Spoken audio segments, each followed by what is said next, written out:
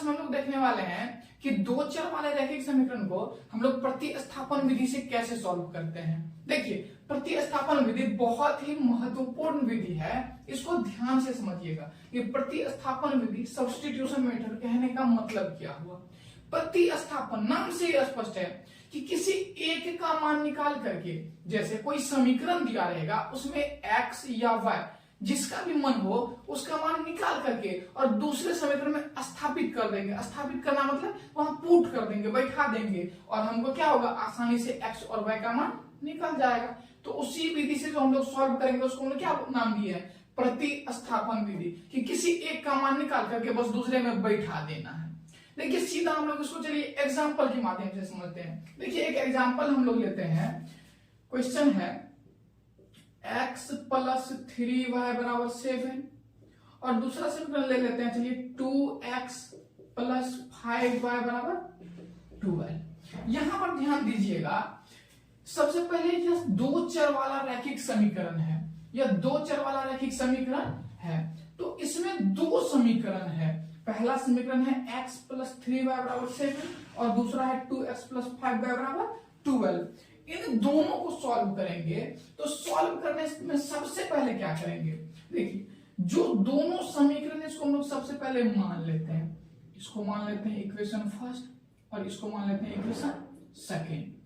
अब दोनों समीकरण को मान चुके हैं, हम प्रतिस्थापन विधि में क्या बोले कि दोनों समीकरण है ना, तो दोनों में आपको जिसका जो समीकरण में मन हो उस समीकरण में किसी एक का मान निकाल लेना, या तो x का या तो y का। तो चलिए, यहां पर दो समीकरण है, दोनों में से कोई भी समीकरण में हम x या y का मान निकालेंगे। लेकिन यहाँ पे ध्यान रखेंगे कि किस समीकरण में आसानी से निकल जाता है। जिस समीकरण में हमको x या y का मान आसानी से निकल जाएगा ना, उस समीकरण को चूज करेंगे। तो देखिए, दोनों समीकरण में अगर देखिए तो नहीं लग रहा है कि इसमें हमको x का मान आसानी से निकल जाएगा। इसमें x प्लस 3y बराबर 7 है, इसमें हम लोग x का मान आसानी से निकाल सकते हैं। इसमें भी निकलेगा, लेकिन इसमें क्या हो जाएगा, बट्टे में आ जाएगा, थोड़ा सा टफ हो जाएगा बनाने में। बनेगा इससे भी, या y का मान निकाल करके भी बना सकते हैं, लेकिन जो आसान होगा हम लोग वैसे ही बनाएंगे। तो देखिए, यहाँ पर x प्लस 3y बराबर 7 है, तो सबसे पहले समीकरण एक ले लेते हैं। तो लिखते हैं यहाँ इक्वेशन फर्स्ट से, मतलब समीकरण एक से।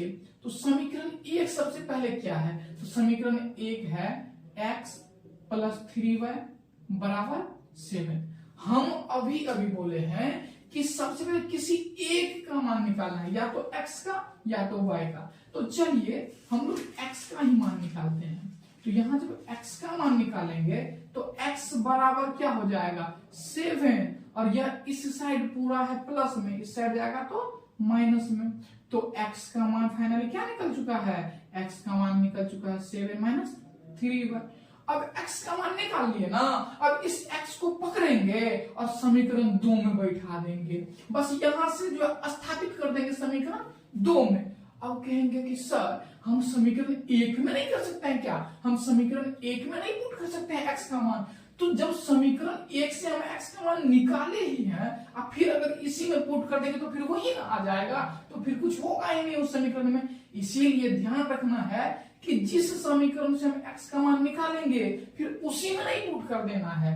तो चलिए यहाँ पर एक लाइन लिख देते हैं कि x का मान समीकरण 2 में रखने पर, समीकरण 2 में, क्योंकि एक से तो निकाले ही हैं, समीकरण 2 में रखने पर या पुट करने पर, putting the value of x in equation second. तो चलिए क्या हो जाएगा, तो सबसे पहले जब समीकरण 2 में पुट कर रहे हैं तो समीकरण 2 है क्या उसको लिख लेते हैं। तो समीकरण 2 क्या है, 2x प्लस 5y बराबर 12, यही ना है। तो देखिए, यहां पर हम x का मान निकाल चुके हैं, कितना, तो x बराबर निकला है 7 माइनस 3y। तो यहां जहां जहां x है इस समीकरण में, वहां वहां क्या दे देंगे, 7 माइनस 3y। तो चलिए यहां देते हैं, यहाँ 2 के जगह 2, x के जगह क्या दे देंगे, तो जो x का वैल्यू निकला है तो यहाँ पुट कर देंगे 7 minus 3y plus 5y equal to क्या हो जाएगा, 12 हो जाएगा। अब यहां देखिए, अब इसको क्या कर देंगे, सॉल्व कर देंगे, तो हमारा y का मान निकल जाएगा। देखिए 2 सत्ते 14 माइनस 2 तिया 6y अब प्लस 5y बराबर क्या हो जाएगा 12। अब देखिए यहाँ पर 14 की जगह 14, अब यहाँ है -6y प्लस 5y, तो यहाँ देखिए क्या करेंगे, यहाँ पर हो जाएगा -6 है और +5 है, तो माइनस का मतलब मान लीजिए कि कर्जा है और प्लस का मतलब मान लीजिए आमदनी है। तो यहाँ 6 रुपया कर्जा है और 5 रुपया आमदनी है, तो अगर हम 5 रुपया उसको दे भी देंगे तो 1 रुपया तो कर्जा बचेगा। अगर 6 रुपया मान के चलिए कर्जा है और 5 रुपया आमदनी है, तो 1 रुपया क्या बच जाएगा, कर्जा। तो कर्जा का मतलब हो गया -1 और y है जाती बराबर क्या हो गया 12। अब यहाँ पर देखिए यह क्या हो गया, तो 14 - 1y बराबर 12। अब यहाँ पर हमको y का मान निकालना है, तो y वाले को रखेंगे, अब बाद बाकी को भेज देंगे बराबर के उस साइड, तो -1y अब बराबर क्या हो जाएगा 12, और यह 14 जो है इस साइड प्लस में और इस साइड जाएगा तो क्या हो जाएगा माइनस में, तो यहाँ हो गया -1 नहीं भी लिखेंगे तो कोई दिक्कत वाली बात नहीं है। तो -y बराबर क्या हो गया 12 - 14, तो ठीक उसी प्रकार से क्या हो जाएगा -2, क्या, क्योंकि 12 रुपया जो है आपका आमदनी है और 14 रुपया क्या है, 14 रुपये जो है आपका कर्जा है, तो 2 रुपया तो कर्जा बच ही जाएगा। तो यहाँ क्या हो गया -y बराबर -2। अब जाने वाले को आज तक कोई रोका नहीं है, तो माइनस माइनस कैंसिल हो गया, तो इसीलिए y बराबर क्या हो गया, y बराबर 2 हो गया। अब देखिए y का वैल्यू तो हमको निकल चुका है, लेकिन क्या हमको सिर्फ y का वैल्यू चाहिए था, नहीं ना, हमको y और x दोनों का वैल्यू चाहिए था। तो अब क्या करेंगे, तो देखिए हम y का मान तो निकाल चुके हैं, अगर हम इस y के मान को अगर हम इक्वेशन फर्स्ट या इक्वेशन सेकंड में से किसी भी इक्वेशन में रख देंगे तो हमको x का वैल्यू पता चल जाएगा, x का मान निकल जाएगा। लेकिन उससे भी आसान तरीका बताते हैं।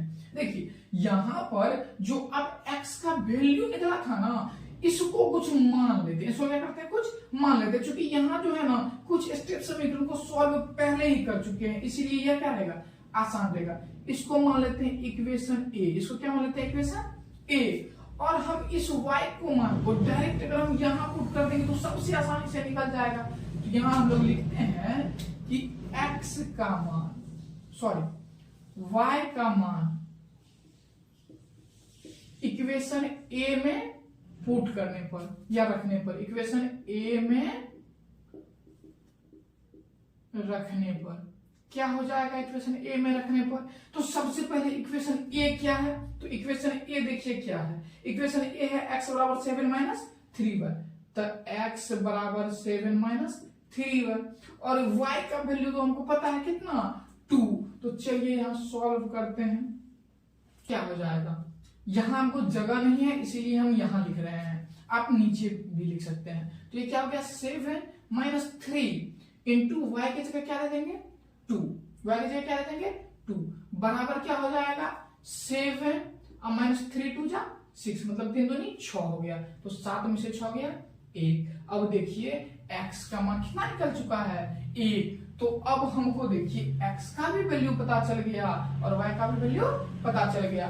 अब हमको जो है हमको क्या निकालना था x और y का ही वैल्यू निकालना था, तो x का भी वैल्यू निकल चुका है और y का भी वैल्यू निकल चुका है। तो सबसे लास्ट में लिख देंगे अतः x बराबर 1 तथा y बराबर 2 हो गया प्रतिस्थापन विधि से सॉल्व। प्रतिस्थापन